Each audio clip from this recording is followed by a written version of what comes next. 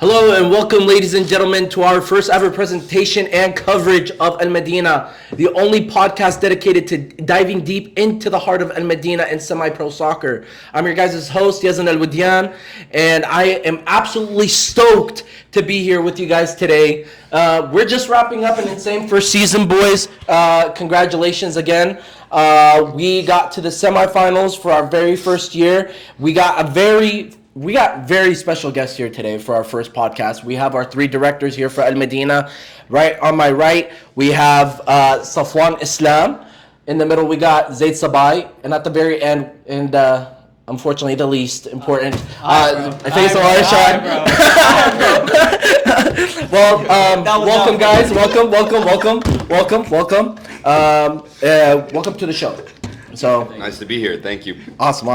Well, all right, guys, let's get into it. The season has been a wild ride, as we know, and I know your guys' listeners and the audience are dying to hear about your guys' thoughts. So let's buckle up because we're about to unravel everything. It's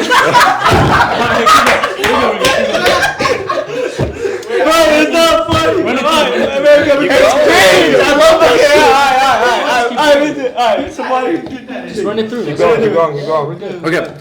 Alright. First things first. What really inspired you guys to establish a soccer team in Wichita, Kansas? I feel like we could talk about what we do first. Yeah. Oh yeah. We'll do a quick introduction and then we can answer it too in the same thing. Okay. Yeah. Hi guys. Safwan. Thank you for the introduction. President of the club, and my goal for the club was to start. Really, more importantly for me was the youth aspect, which we're starting here in the fall, to provide access to high-level soccer for families who can't afford it. And yeah, so that's really the main reason I'm doing it. And of course, the semi-pro team was amazing. It was a lot of fun. But yeah, we'll talk more about the youth club here in a few minutes, I'm sure. But yeah, let Zaid answer. Hello, I'm Zaid Sabai, the Director of Operations at Al-Madinah Wichita Football Club. And so the reason I wanted to help start Al-Madinah was give a chance for kids to break through and have a pathway for soccer in Wichita. So that's why we have the semi-professional team. We have so many talented players in Wichita, so it's a chance to put local kids on and give them the chance and showcase our talent and obviously expand on the club. So like Safwan mentioned, build a youth club off that, and so we can have a system to go through. Hello, my name is Faisal. I'm the Director of Marketing, and the reason why I want to make Al-Madinah is because it's for the kids, for the people that can't afford it. We want to give them a platform to go explore soccer and become a good player. And I feel like a lot of players nowadays it's all about the money. And I feel like now we have a different approach, trying to get as much players exposed to the higher levels. And that's why we're starting it with the small, with the younger clubs and everything like that. But yeah. That's phenomenal, guys. I really love that about you guys, especially with, going through the process. It's kind of difficult, bringing in people from different types of countries and being able to adapt together as a team, especially on your guys' first season and making it through the semis. We keep on talking about Al-Madinah. What does it mean? What's the meaning behind Al-Madinah for you guys? Yeah, so the story of the name Al-Madinah goes like this. So Zaid and I and a couple other friends, Faisal included, last summer we were really trying to start this club and figure out a name, and we wanted to give it a unique name, something that celebrates diversity, a language that is different but spoken by a lot of people, and we chose the language of Arabic, which is close to our hearts for our community. And I think it's the 4th or 5th most spoken language in the world. So yeah, it makes sense for us anyway. Yeah, and I had a conversation with my father, and he kind of recommended actually the name Al-Madinah. And yeah, we looked into it and we thought, it would be perfect. It means, translates to the city in English, and we're all about the city, all about Wichita. And yeah, that's sort of where my inspiration for the name came from anyway. And then yeah, you're good with that? Okay, yeah, that's pretty much it. Yeah. You guys look kind of fairly young. Are you guys the youngest or one of the youngest ownerships in the United States? I would say we are one of the youngest, if not the youngest. Like our director of operations staff, I'm 21 years old. Safwan's 22 years old. Faisal's 22. And so we're all very young. We have young coaching staff as well. And that's what's really unique about the club. So we're young and we're ambitious and we have a lot to learn, but we learned so much from the first year already. So I'd like to see if there's another another semi-pro club or youth club even that has an operations staff as young as us. And I'll give a shout out, like, if there is, we'll give you free jerseys, because I'm pretty sure, bro, we're the youngest, bro. Like, who's doing this out of college? I just graduated college. Safwan just finished college, and director of operators, Zaid's still in college. So, like, we're still young. We're still a young group, but I'm just happy to be in this situation, this opportunity. Yeah, I mean, when we actually started the club, filled out all the paperwork, Zaid was 20 years old, I was 21 years old. I mean, we're recent 22-year-olds. It's not just like, so, no, I mean, we're very proud of where we've come in the first year. And yeah, we would love to see if there's a younger ownership group out in the country somewhere. And we will give you, your operations staff will ship you some jerseys. So if that's the case, so yeah. That's brilliant. And that kind of leads me into my next question, step aside about being the youngest owners within the U.S. What kind of makes Al-Madinah different from other local teams? I'd say one of the things that makes us a little different from other local teams is that how majority of our players are local, and so most of the talent we get is Wichita made, which is it's been hard to find the past years in UPSL, and so I think that's what sets us apart. Most of the kids, we all grew up playing soccer together. We come from even different clubs, and so it's nice to be able to have all the Wichita kids put on a show for the city. And I'd say, I think 90% of our team is fully from Wichita, has played in Wichita, has played in high school, played in club. So we're really unique, and we're giving opportunities to people that would never get an opportunity from other UPSL teams in this city. I feel like that's one of the things that is unique about us. I feel like. Yeah, and it's a bit of a double-edged sword for us, because as a first-year club, we were kind of, not only did we want to, but we were kind of forced to make it local because of the costs involved of bringing in players and stuff. And that kind of worked out for us anyway. And that was always the mission, was to keep it as local as possible, not only to cut costs, but give kids a chance who didn't really get an actual chance at the other schools, or not the schools, but the other clubs here in semi-pro in Wichita. And like Faisal mentioned, I think we did the math, 32 of our roster of 35 are kids that either played soccer here in high school, grew up here, or play in one of the schools here at Friends or Newman or something. So we're very proud about that we were able to finish in third place and make the semifinals. In our first year, almost 92% local. And yeah, we're very excited to keep that going and keep that trend and continue to give kids a chance, because they deserve it, and we're all about that. And also, how you said what makes Al-Madinah different is, I think also because of that, because we have that local aspect, it helps with just the club engagement with the fans in the city. So we really felt like a lot of the city was supporting us this first year. Our fans and our home crowd was amazing. So the support was unreal. We had so many people ask us questions, ask about the club, buy merchandise, and so I think it will continue to grow, because when people from Wichita see you putting on something for the city, they're more excited to support it. And I would say one more thing. This club has made me learn so much about the marketing side and I learned so much about creating new hobbies.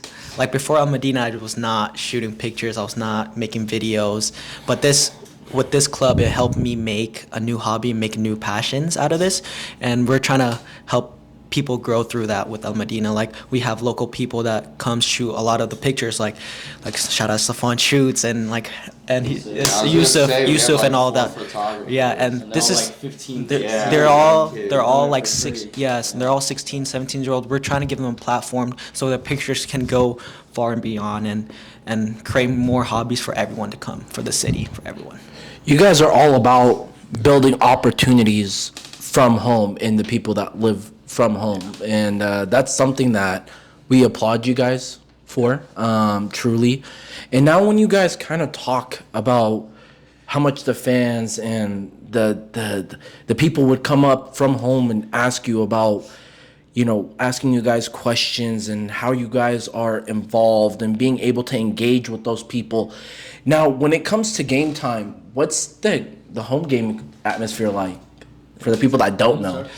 So I wasn't playing this year because I want to be on the marketing side, try to get as much videos and everything. So I was with the Trash. I'm retired soccer player, but I was with a lot of most of the fans. But one of my favorite things was going to the games and watching the game with the boys and all the friends I've made throughout my whole middle school, high school years. And I'm not gonna lie, we love to troll a little bit. If sure. we love to rage bait, I ain't gonna lie.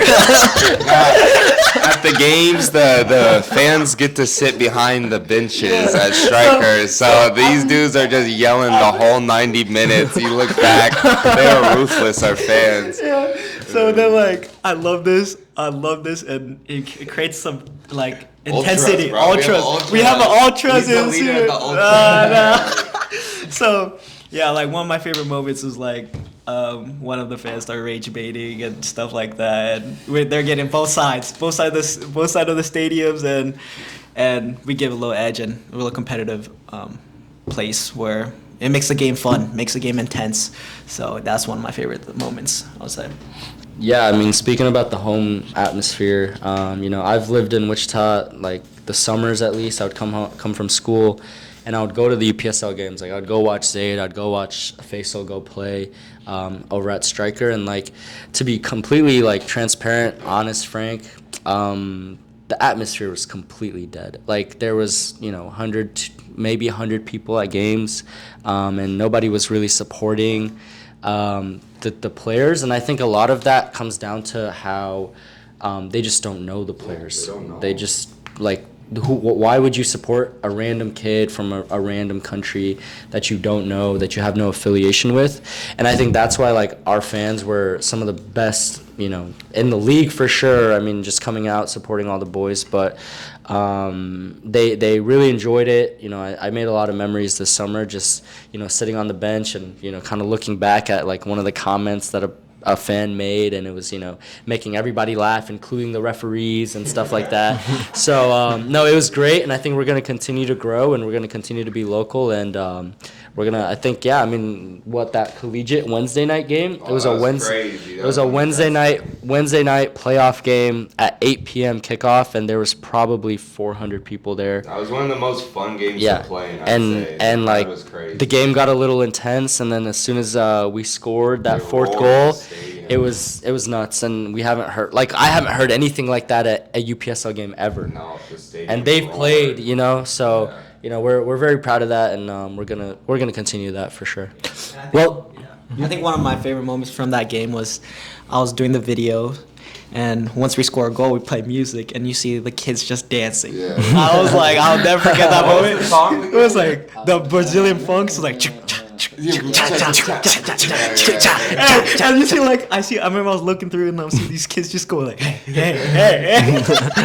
I think that was one of my favorite games too. So, That was a fun game. That was a fun game. I mean, that's just how the cookie crumbles. I mean, we, as a community, speaking about cookies, Faisal just ate one before he came here. Anyways, Mocha's has some great dessert brownies. oh yeah, a quick shout out, Mocha. Mocha's come and study all the time. Hey, Mocha, if you see me, if you see me on this video right now, I come study over at your guys' cafes every day. He's not lying. He's always there. I'm not playing. Anyways, but like I was saying, this is just how it goes, right? We, as a community, we grew up together, and obviously we get to see the boys sit down and cheer you guys on. I mean, that Wednesday night game, it was insane. And not even just the Wednesday night games, it's every week. You know what I mean? Yeah. There are people coming out, and they they believe in your guys' mission. Like, I mean, it's extraordinary, to say the least. You know what I mean? We were just yesterday, kids, counting out coins before we go into Chipotle to see if we have enough money. Why you gotta call me out? He called himself out. He called himself out, by the way. Hey, I didn't say Zayd didn't used to do it. Zayd used to do it too. Zayd used to do it too. You know what I Going to mean? play soccer with 7 in the car.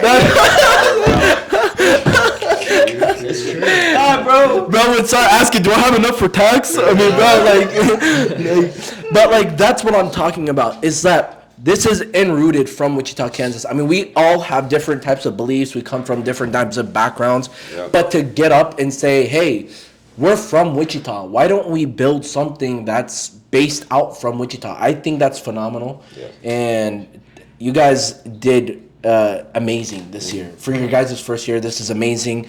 Now, let's kind of dive into, like, let's be a little bit more in depth about the season. What are, like, some of the more funniest moments of this season that you guys think of? Who wants to start? Funniest. Go ahead. Okay, like I'll just go backpack on this. It was like the rage baiting part. I would say I think that's my favorite part. Just heckling, no, not heckling the fans, but like more like just shouting at them. I think my favorite part was I think one of our players megged another guy. Oh, yeah. And then in the stands, like everyone was like, "Yeah, it's time to open a LinkedIn." I think that was my favorite moment because I said because I was dying off that because I was like someone says like 9 to 5 is the option. That was crazy.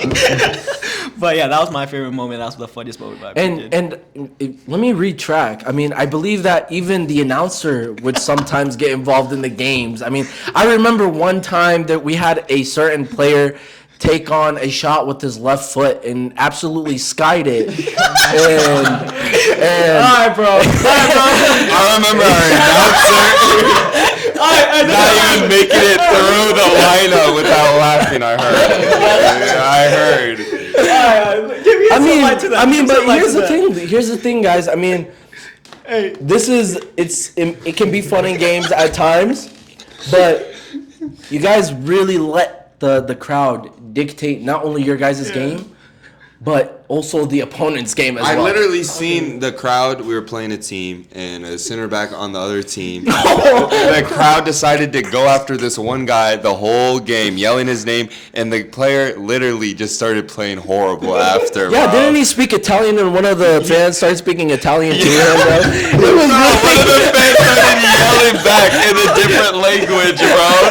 The other guy started cussing him out in whatever language he spoke and going in the middle of the field, crashing out. He's like, there was something he said. I don't know if I can repeat it, bro. No, I mean, go ahead, Safwan. Yeah, I mean, I would definitely say that that Meg that Bernie man had, that was, shout out Bernie, we miss you, but that was it was a Sunday night. It was a Father's Day night game, and there were so many people. It was a must-win game for us, and yeah, we pulled it out at the end. But that Meg, again, the crowd was roaring like it was very funny, and some of the remarks that the fans made. I'm not going to condone it as the president, but it does make for a more fun environment when we would actually love it if other fans from other teams did the same thing, because it just creates more of a fun environment to play in. I mean, it mimics sort of what you see in Europe and South America soccer. So we would love to see other fans at our games. We would love to see that's how you grow the game, is when you get everybody involved in a fun manner. It's all fun and games at the end of the day. You still shake up with the person and say good game. Most of the time. But we're doing this in the spirit of the game. I don't want anybody to take this the wrong way, but we're trying to grow this sport, and engagement is how we think it's going to happen, and I think we did a pretty good job of that this year. You guys absolutely did. So, I mean, now it's like we're done with the season, and we're looking towards next season. Now, what's something that you guys learned or kind of encountered this first season that kind of caught you off guard? Yeah, I can answer that.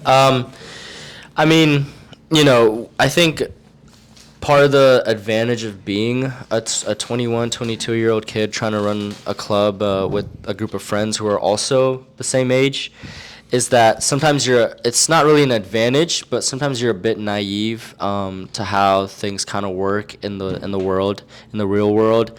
And, you come across certain people or certain teams who aren't willing to, help you out as much as, they'll take the advantage no matter how they can get it. You think they can walk through us and push us over? Yeah.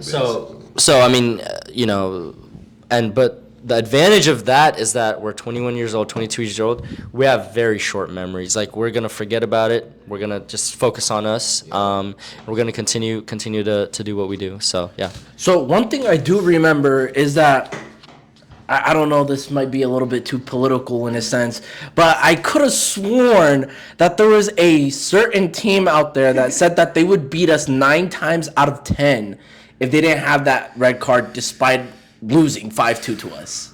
Oh, hell no.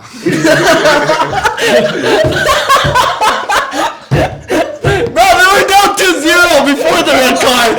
Talking about, like, coming back. Yeah. I was like, what? They said they would beat us 9 out of 10 times. But it was already 2-0, 13 minutes in. We scored like 2 minutes in the game. Ivan would have scored anyway. Yeah. If he didn't get the red. Yeah, they red card of free breakaway. Okay, we were already up. Let me talk about this, bro. Like, Are you sure, bro? Are you sure? Are you sure, gang? Are you watching the same thing. I was watching a different game. Hey, pop up the clip right now. But I would say, like, it's fun of the game and everything. But, like, before the game, I remember they post on social media or something, like a kid hitting a backflip on us, like. Oh yeah. Yeah. See the first game. Yeah, they did do a backflip. Yeah. It was great. It was great. I loved it. That's what I'm saying. Like, we came in ready. Yeah, we came in ready. That's what we're saying. Like, we're happy. See, like, we love the competition. We love the competition. We like when push when another teams talk smack and everything. Like, we love that. We love the competitive. We wanted that. We wanted that. Motivation. So it's really cool. Like, even though they said that, like, all fun's a game and we're happy, and we hopefully next season more team go into us and stuff like that. So yeah. Yeah. I mean, I'm always a believer that a rivalry game is always more fun to play in and also more fun to watch. So, maybe we made a couple rivals this year, and that's great, and we love that. And as a first-year club, you want to make rivals, so, I think that's lovely for us. I mean, and you guys talk about this, but, that's something that you guys can also put within the criteria of catching you off guard for your guys' first season. Mm-hmm. You thought there was going to be a level of professionalism, but sometimes professionalism within a game, a sport that you guys truly love as a community. Everyone's trying to win at the end of the day. Yeah. And we understand that, and we're the same way. Mm-hmm. Yeah, so I totally get it. Okay. So far, I mean, I'm loving what I'm hearing, especially from the directors of Al-Madinah. You guys have you guys have become, in a sense, a local household name now. Like, you guys have done it. This is your guys' first season. You guys have gotten people that born, raised here, even went to school a little bit here and there, here as well. Everything is homegrown, truly. Yeah. Now, coming next season, what's your vision of the team? What's your guys' vision? I feel like I'll say this from a player perspective, and I think everyone agrees. Our mission for the season hopefully would be to win the league and go to the national final, which we were close to winning the league actually this year. We were 2 points away. Early on in the season, it was hard. Being the first-year club, I will say, it took us a little time to get marinated. As the season went on, we got so much better and hit our form. Once guys started gelling, we had to get guys from college in. We were becoming dangerous. No one really wanted to play us, I think. Like, we were flowing. We had guys off the bench. We had 2 full 11s that were super good that could make another team with that. So, yeah. You guys were exceeding expectations, especially. I mean, you guys are talking about winning the league, but you guys ended the same way they ended their season. So I mean, even then, you guys Didn't think we were gonna be that good. Yeah, I'll say I heard from a lot of people, around not only just our fans and stuff. Not only did they not know what to expect, but they almost expected that we were gonna have a losing season. And we finished, including playoffs, we finished 7 wins, 3 losses, 2 ties. So that's way above 500. I don't know what the math is, but it's at least, whatever. But I heard from a ton of people that, when as a first-year club, you're kind of fresh meat, clubs kind of pick on you, and I think they definitely did that to us. But as the season went on, I think we earned everybody's respect. And I think next year, we're going to, continue, like I said, doing what we're doing. And, yeah. Just real quick. And the thing about us, too, is, people talk, they say this and that, but we're unbothered. From the beginning, we knew the talent we had and the coaching staff, and we knew what we were going to do, and we knew we were going to be good. So none of that really affected us. Yeah. And then I would say, one of my favorite moments, I would say, I was working my job and just a random coworker came up to me and was like, "Oh, is this the club you're talking about?" And I think that was my favorite part, seeing how much we've grown in these last couple months. And I just met another guy yesterday, just random, we're playing volleyball, and he's a soccer player too, and he was like, "Oh, I see you're wearing Al-Madinah." And I was like, yeah. And it was like, "Oh, I'm surprised how well they did." And I'm like, "Oh, that was another thing that I was really happy about." So a lot of people are really surprised on how we did this season, but it's more to come. I would say there's more to come. It's just the beginning. And I just want to point out the youth group too, youth club. So not only we're trying to get better on the UPSL side, but we want to make a good youth pathway for so we want to create a youth club for everyone. So not only UPSL level, but for the kids in the future. So I can talk about the youth club. Yeah, so the goal with the youth club was always to provide opportunity for families and kids that maybe may not be able to afford it or may not even know about it. A lot of the kids in our specific niche community, they play at the YMCA or they play for different clubs, and we're just trying to keep the talent that we've grown within our club, and I think we would honestly be stupid not to do that, because we can see the talent that has come through other clubs who are part of our community, through sporting or whatnot, and they did a great job of developing them, and I think we can do the same thing and actually give them a real pathway to semi-professional soccer, and hopefully, UPSL isn't my end goal with it. We have other things in mind as well. But yeah, the youth club, we're very excited. That's sort of the gap in between, now and I guess February, March when we start again, is we're gonna work on the youth club and hopefully, provide hopefully be able to do what we've been talking about doing, which is our goal. Yeah. We're trying to break the pay-to-play system. It's not easy by any means because the way it's set up, but we're trying our best, like Safwan said. So we've done some engagement, going to some schools, and trying to gauge interest, and a lot of kids are excited and parents, and we get questions, and so yeah. Yeah, and I'd say I've witnessed a lot of good players, and the best players are normally the ones that I feel can't afford it. Mm-hmm. And another thing I would say is a lot of I met a lot of the refugee kids, they always wanted to play but just can't pay for it, and we want to bring that to everyone, and they're normally the best players. And I met a lot of players especially through the masjid and everything. We know a lot of players that love soccer and they just can't pay for it. They just can't pay for it if we can't afford it, but hopefully we can break that cycle. That's the goal. There's a lot of good players too, just because they're really good street players, and because they never get to play in the club, they don't get to go to college and play like that. There's a lot of talent. We had a kid on our team, Jack. He he's a kid in high school. Started off, he's doing all right, and then he just popped off near the end of the season, playing really good, great form, and I don't know if he's playing even college soccer, but he could definitely play. So it's kids like that, we want to give an opportunity. Yeah, and I just want to give a quick shout out to one of our sponsors, Salis Case Management. They're actually, not a lot of people know this, but they've actually configured a their own software that they use for like UNICEF and the International Rescue Committee and things like that. They're giving us their software for free so that we can make sure that our kids don't fall through the cracks. We're talking about housing shortage, food shortage. We're talking about access to their teachers and their information so that they do good in school. We're not just trying to do this. It's just soccer. No, for us, it's more than soccer because we've grown up in the sport. We understand what it could do for us. I mean, Faisal had a scholarship, Zaid had a scholarship. I was able to put it on my resume. Yezin was able to put it on his resume. So, it's done a lot for us, and I think it's time that we give back to the game that gave so much to us, and not just the game, but make sure that the kids are successful human beings and not just successful soccer players.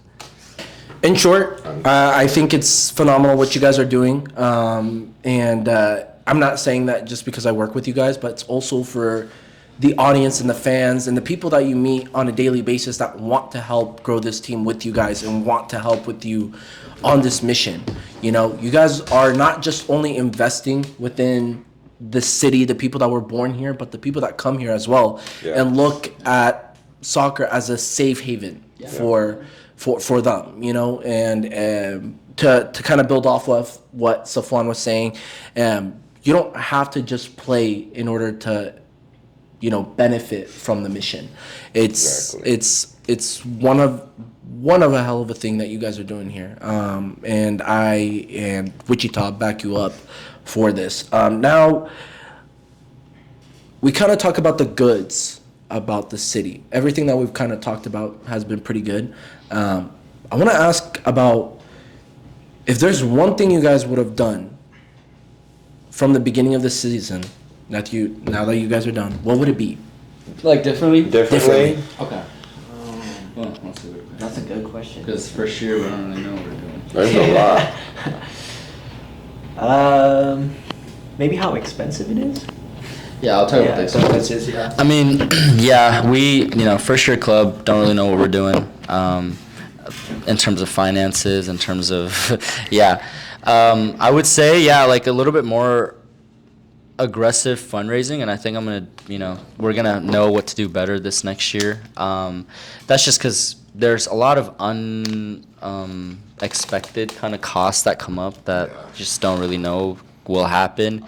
And you have to deal with it, and thank God we were able to deal with it this year. But next year I think the thing I would do differently is now that we have a backing, we have 1,000 followers across social media, we have commercials and things like that we can do.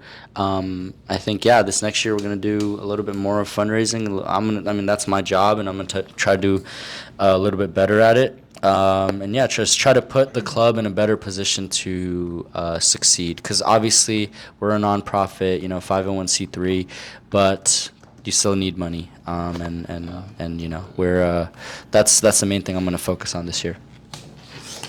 Yeah, so I'd say, like he said, with the fundraising, there's a lot of stuff, fixed costs, unfixed costs that you just can't account for really as time goes on, and it is expensive to operate a football club. That being said, we're definitely not even remotely close to in it for the profit, and I would say what was kind of cool we got to do with the fundraising was some of the fundraising stuff were really good community events. So we were hosting soccer tournaments that got so many people out there. How many teams were at the last one? 16 teams. So there's hundreds of people there. It was crazy. And we're planning to run them more and more often. You don't really see that much in Wichita. We have a pickleball tournament soon, so we're gonna keep pushing, going hard. And I think our setbacks, honestly, it's good for us to learn from, because me and Safwan, we all talked about we're gonna make mistakes at the beginning of the year. We were gonna get things wrong. Together. We had to just be there for each other, stay strong, stay supportive, and that's what we did. So we can disagree with each other, but as long as we have each other's backs at the end of the day, that's what matters. And then I want to piggyback on what Zaid said about the tournament. One of my favorite things was that we had all three generations. We had the older people, my head coach for our teams. They came in, made a team, and then we had our group, and then we had a lot of high schoolers come through. So it's like 3 different age groups that all went to the tournament, and it was so cool to see. Like, it was like a gathering. All the people from Wichita come in and see old friends, old coaches, and it was such a good event. See how everyone progressed in life, and everything was so cool to see. And that was one of my favorite moments in the tournaments. But another thing I would say, like, the mistakes, like with the live stream, I would say that was another one. So it's like but now we have a better system. We figured it out. We learned. Our streams are better than a lot of people now. So, and then we knew.